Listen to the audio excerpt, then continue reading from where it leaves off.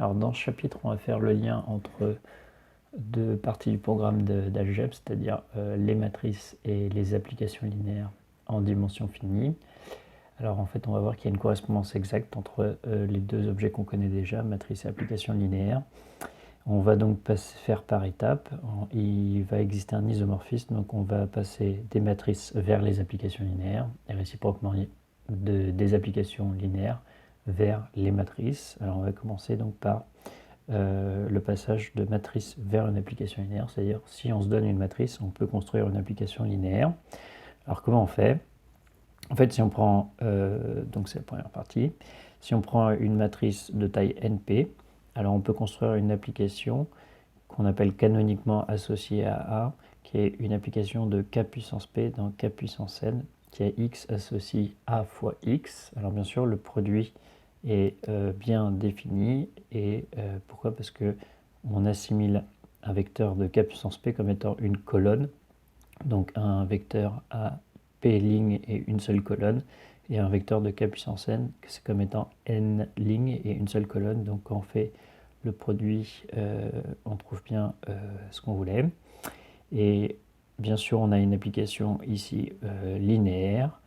Donc à une matrice, on peut associer une application linéaire. Et en fait, il y en a une qui s'appelle canoniquement associée. On verra pourquoi le mot canonique quand on refera la correspondance dans l'autre sens.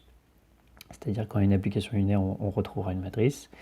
Et de ce fait, on a désormais une notion de noyau de matrice. Le noyau de la matrice, c'est simplement le noyau de l'application linéaire canoniquement associée.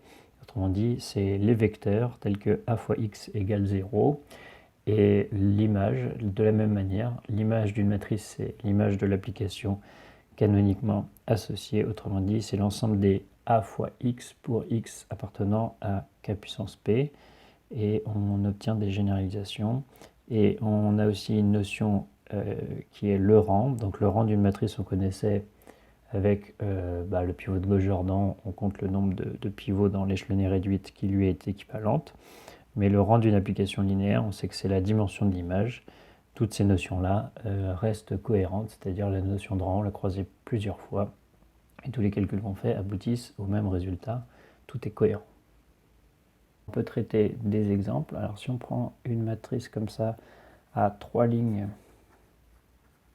et 2 colonnes, à coefficient donc réel, on peut l'associer à l'application linéaire FA qui va donc d'un vecteur à 2 coordonnées associer un vecteur à 3 coordonnées.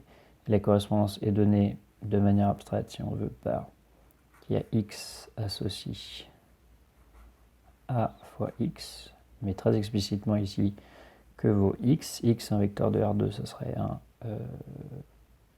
x, y. Et a fois x, c'est donc le produit matriciel. Donc la première coordonnée, c'est x plus y. La deuxième, c'est 2x plus y. Et la dernière, c'est 3x plus y. Alors en fait, on sait que ça, c'est forcément une application linéaire. Et donc, on peut le démontrer de manière générale. On a pour x et y des vecteurs de R puissance P et un scalaire. Alors d'ailleurs, si je voulais le démontrer de manière générale, j'aurais plutôt dû prendre des scalaires. Donc de K puissance P dans K, si j'ai une matrice et que je calcule FA de A plus lambda Y, ça fait A fois X plus lambda Y. Et ça, c'est simplement le produit matriciel. On sait qu'on peut distribuer, donc ça nous fait AX plus lambda AY. Ce qui fait bien FA de X plus lambda FA de Y. Donc en fait, on a toujours que l'application elle est linéaire. Dans la pratique, on ne le redémontre pas, vu que c'est justement par définition, FA c'est l'application linéaire canoniquement associée, donc on sait qu'elle est linéaire.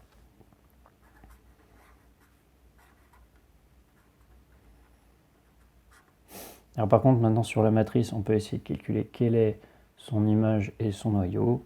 Alors on peut considérer que l'image c'est un peu plus simple. Donc l'image en fait, c'est donc l'image de FA. L'image de FA, c'est vect de la base canonique de l'espace de départ. En général, c'est vect d'une base de l'espace de départ. Donc on tombe sur ça. Et quand on fait le calcul, ça nous fait vect de 1, 2, 3, 1, 1, 1. Et ce qu'on remarque simplement, c'est que par rapport à la matrice de départ, et c'est toujours le cas, c'est simplement vect des colonnes, c'est-à-dire l'image est simplement engendrée par les colonnes. Et ici, on ne va pas pouvoir simplifier parce que les deux vecteurs sont non collinaires, donc ça forme une famille libre. Donc forcément qu'on ne peut pas simplifier le vecteur ici, il est bien de dimension 2. Et le noyau, alors le noyau, ça vaut donc le noyau de FA. Autrement dit, c'est l'ensemble des XY de R2 tel que l'image est nulle, c'est-à-dire tel que x plus y égale 0, 2x plus y égale 0 et 3x plus y égale 0. Ça se résout sans aucun problème, c'est-à-dire que il n'y a que le vecteur nul qui vérifie cette équation-là. En particulier, c'est-à-dire que FA, c'est une application injective. Alors, on ne va pas dire que la matrice est injective, par contre, elle a un noyau trivial.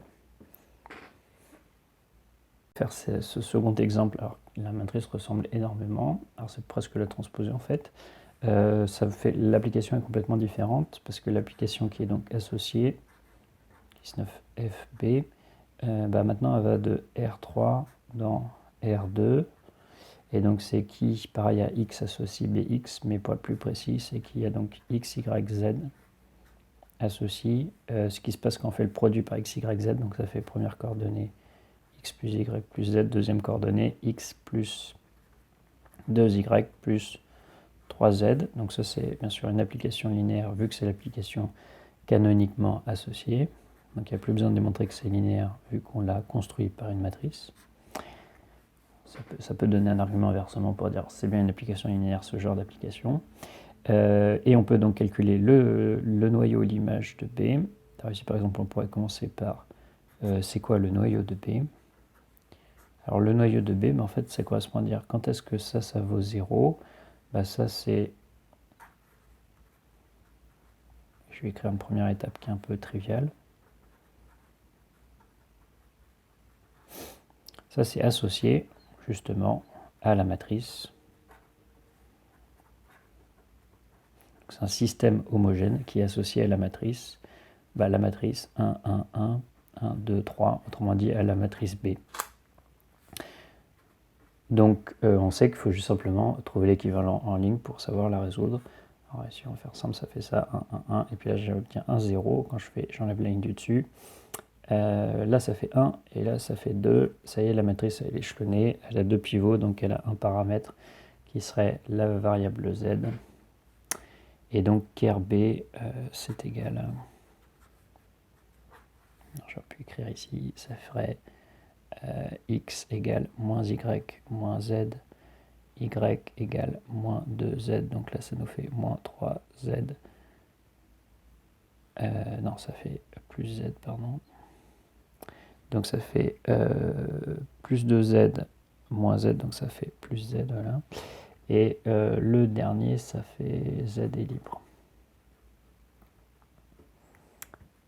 Voilà, et donc ça nous fait les vecteurs z moins 2 z, z pour z étant quelconque, autrement dit ça fait vect de 1 moins 2, 1. Voilà, et l'image de B, on aura compris que c'était en fait vect des colonnes, donc c'est vect de 1, 1, 1, 2, 1, 3, c'est une partie de R2, mais qui est de dimension au moins 2, parce que les deux premiers vecteurs sont libres. Alors forcément que les trois vecteurs sont coplanaires, parce qu'on est dans R2, donc tout le monde est coplanaire, mais par contre les deux premiers sont libres, donc on engendre un espace de dimension au moins 2, et on obtient ça. Autrement dit, on a calculé le noyau et l'image, pareil. Donc on a un résultat assez efficace donc, sur les matrices. On a un critère pour qu'une matrice carrée soit inversible. En fait, une matrice est inversible si et seulement si son image est pleine, c'est-à-dire ça vaut k puissance n. Si et seulement si son noyau est trivial, ça veut dire ça vaut 0. Alors j'ai mis indice n, mais c'est indice p, indice n. C'est-à-dire ça vaut singleton 0.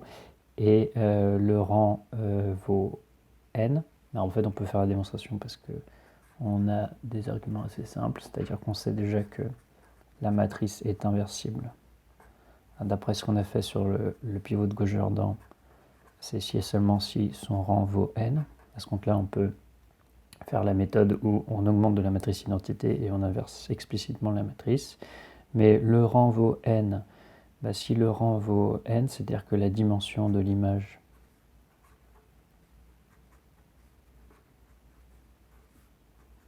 égale à n, avec l'image étant une partie de k puissance n. Donc ça, c'est strictement équivalent à l'image égale k puissance n, parce qu'on a toujours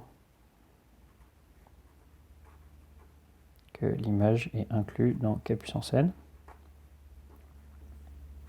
Voilà, donc on a bien cette chose-là. Et si on repart sur le rang égal à n, donc en fait le rang égal à n, ça peut se traduire comme ça. Et le rang égal à n, on peut utiliser donc le théorème du rang. Et le théorème du rang nous dit que la dimension du noyau, c'est égal à la dimension de l'espace de départ. Ici la matrice est carrée, donc c'est k puissance n aussi, moins le rang, ce qui vaut 0. Et donc ici on obtient la dimension du noyau égale 0. Ça c'est bien dire que le noyau c'est le singleton 0. Donc on obtient finalement ce théorème, alors qu'il nous donne quand même un critère pour savoir est-ce qu'une matrice est inversible ou non. Alors on pourrait essayer de voir est-ce que la matrice ici est inversible. Alors déjà c'est une matrice carrée. En fait elle est associée à l'application linéaire qui est donc un endomorphisme de R3 dans R3 qui a x, y, z associé le produit de la matrice par la colonne, ça fait première coordonnée x plus y plus z, deuxième x plus 2y plus 2z, et enfin x plus 2y plus 3z. Voilà, et on peut dire que la matrice est inversible si et seulement si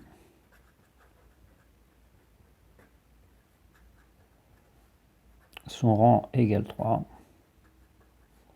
si et seulement si son noyau égale 0, si et seulement si son image égale à R3. Voilà. Et donc, qu'est-ce qu'on peut faire ici? Par exemple, on pourrait essayer de dire, ah bah l'image vaut R3. Alors, pourquoi l'image vaut R3? En fait, on sait que l'image, c'est le vecteur des colonnes. On peut remarquer que si on fait des opérations assez simples sur les colonnes, par exemple, on a, si on fait la dernière colonne moins cette colonne-là, moins l'avant-dernière colonne, on obtient le troisième vecteur de la base canonique. Si on fait... alors qu'est-ce qu'on peut faire? Deux fois ce vecteur-là, donc deux fois le premier moins le second, on obtient le premier vecteur de la base canonique. Et donc il faut qu'on trouve le dernier vecteur. Bon, alors, de toute façon, on pourrait toujours dire que le dernier vecteur, c'est-à-dire celui-ci, 0, 1, 0, et ben, donc, qu'est-ce que je veux dire? C'est que ça veut dire, ça appartient à l'image, vu que c'est une combinaison linéaire des colonnes, ça appartient à l'image. Et ce qu'on peut dire, si on ne veut pas trop s'embêter, on peut dire que ça, c'est le premier vecteur qui appartient à l'image, moins ça, moins ça. Et ce qu'on sait, c'est que les trois vecteurs ici, alors lui c'est une colonne, donc il appartient forcément à l'image. Et d'après ce qu'on vient de démontrer, c'est que les deux ici appartiennent aussi à l'image.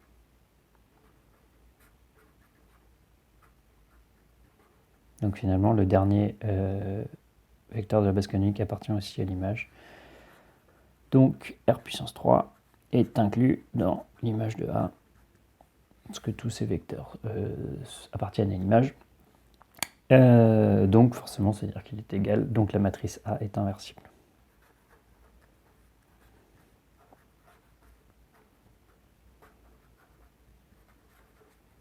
Alors ça ne donne pas du tout une méthode de calcul de l'inverse, par contre ça peut vous donner des critères relativement géométriques, on dit, parce qu'on fait donc plutôt des applications linéaires pour avoir quelque chose de plutôt calculatoire, c'est-à-dire l'inversibilité d'une matrice.